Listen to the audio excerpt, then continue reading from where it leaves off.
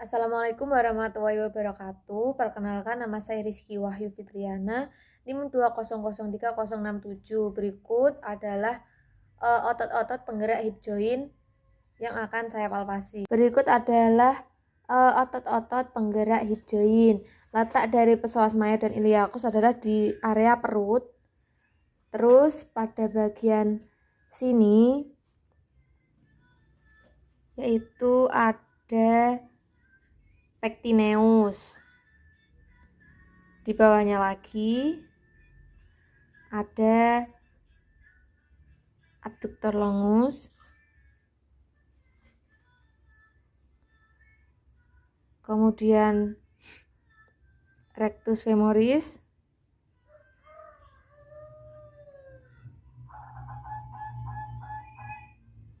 dan sartorius.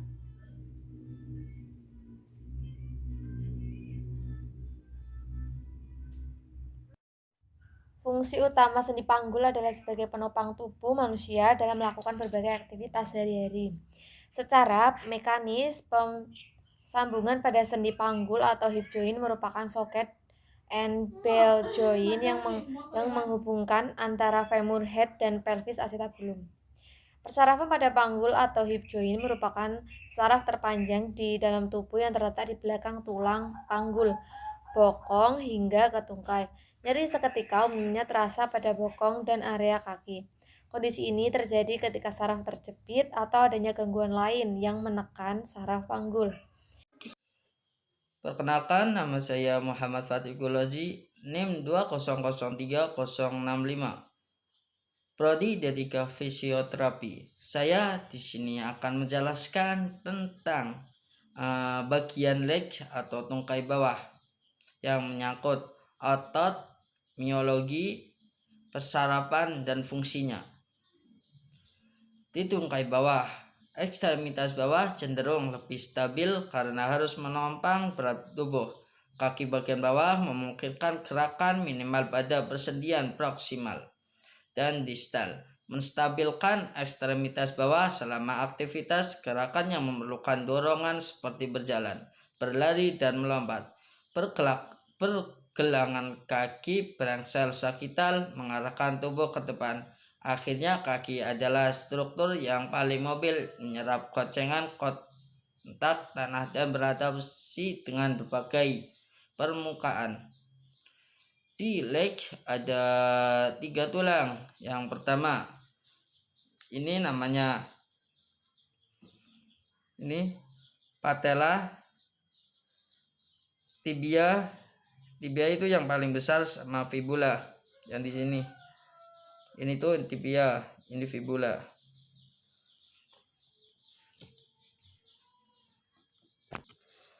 Selanjutnya, saya akan menjelaskan tentang otot atau miologi.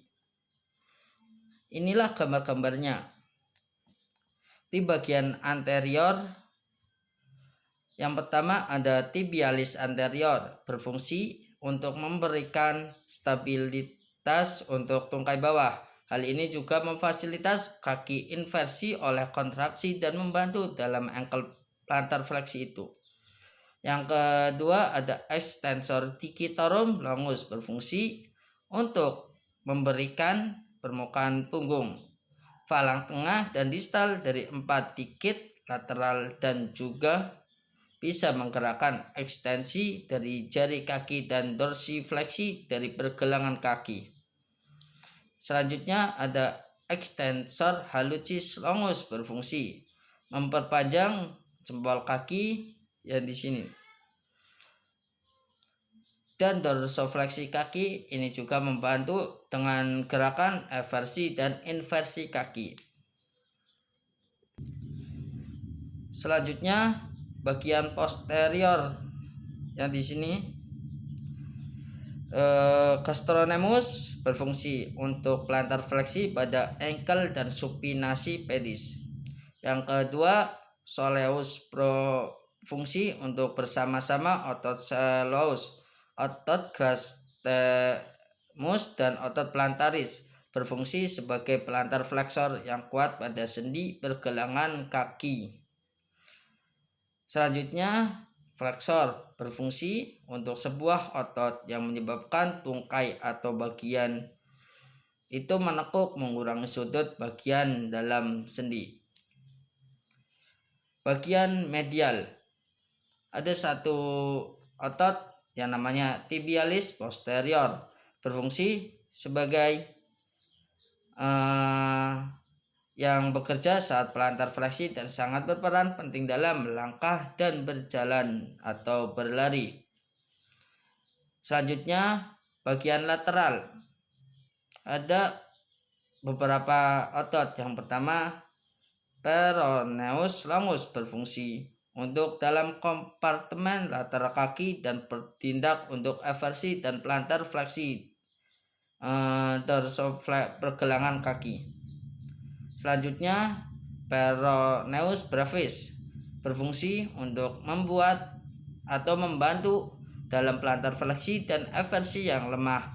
Ini juga memberikan stabilitas lateral pada kaki dan pergelangan kaki. Inilah gambar-gambarnya tentang otot.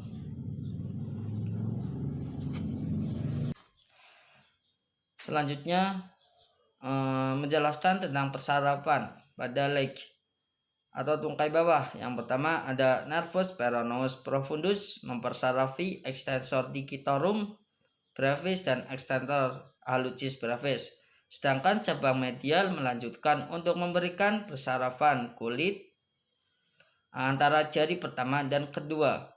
Yang kedua ada nervus peroneus superficialis berfungsi mempersarafi utama kompartemen lateral kaki. Ini juga mulai di sisi lateral leher fibula dan berjalan melalui otot-otot peroneal. Yang ketiga ada nervus peroneus communis. Saraf ini mengontrol otot untuk mengikat kaki. Yang keempat ada nervus tibialis berfungsi mempersarafi otot mengontrol pergerakan kaki. Yang kelima atau yang terakhir nervus fibularis supervis berfungsi untuk pelantar fleksi, abduksi, dan eversi. Itulah penjelasan saya. Di sini saya akan menjelaskan mengenai otot, fungsi, serta syaraf pada kni joint. Otot pada kni berdasarkan gerakannya terbagi menjadi dua grup otot, yaitu otot penggerak ekstensor kni dan otot penggerak flexor kni. Antara lain, grup otot quadriceps yang terdiri dari musculus rectus femoris, musculus vastus lateralis, musculus vastus medialis, dan musculus vastus intermedius. Untuk grup otot hamstring terdiri dari biceps femoris, semitendinosus, semimembranosus, dan semitendinosus, serta otot-otot lain seperti gastrocnemius, plantaris, gracilis, popliteus, dan sartorius. Fungsi pada kni. Kni joint adalah salah satu sendi yang mempunyai fungsi yang sangat kompleks karena membantu setiap pergerakan manusia.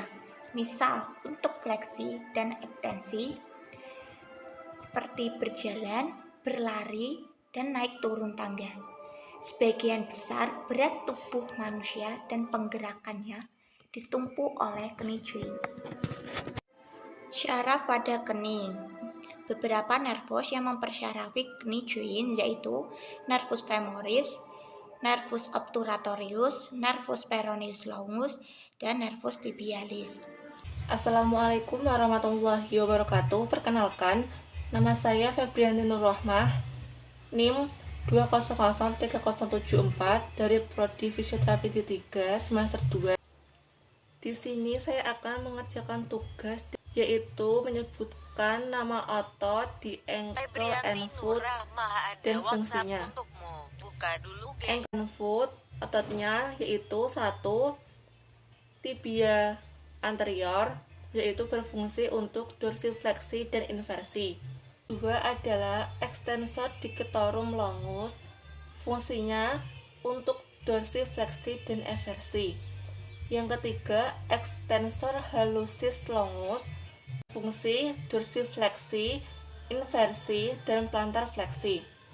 4. Gastrocnemius, berfungsi untuk plantar fleksi ankle dan fleksi knee. 5. Soleus, berfungsi untuk plantar fleksi ankle. Yang keenam, flexodigitorum, berfungsi untuk plantar fleksi dan inversi. 7 adalah flexor hallucis, berfungsi untuk plantar fleksi dan inversi. Yang kedelapan adalah tibialis posterior, berfungsi untuk plantar fleksi. Yang kesembilan, peroneus longus, berfungsi untuk eversi dan plantar fleksi. Yang ke-10 yaitu peroneus brevis yang berfungsi untuk eversi dan plantar fleksi. Persyarafan pada pergelangan kaki berasal dari plexus lumbalis dan plexus sacralis. Persyarafan otot yang berfungsi mengontrol pergerakan pergelangan kaki ini berasal dari nerve tibialis, nerve fibularis profundus, dan nerve fibularis superficialis. Sedangkan syaraf sensorisnya berasal dari nerve suralis dan nerve sapinus. Lalu ada nerve calcaneus medialis yang mempersyarafi di bagian tumit, di bagian medial plantar. Lalu ada nerve plantaris medialis yang mempersyarafi hallucis. Dan yang terakhir ada nerve plantaris lateral yang mempersyarafi hallucis adductor. Demikian penjelasan dari kelompok kami. Apabila kelompok kami ada kesalahan, kami mohon maaf. Terima kasih.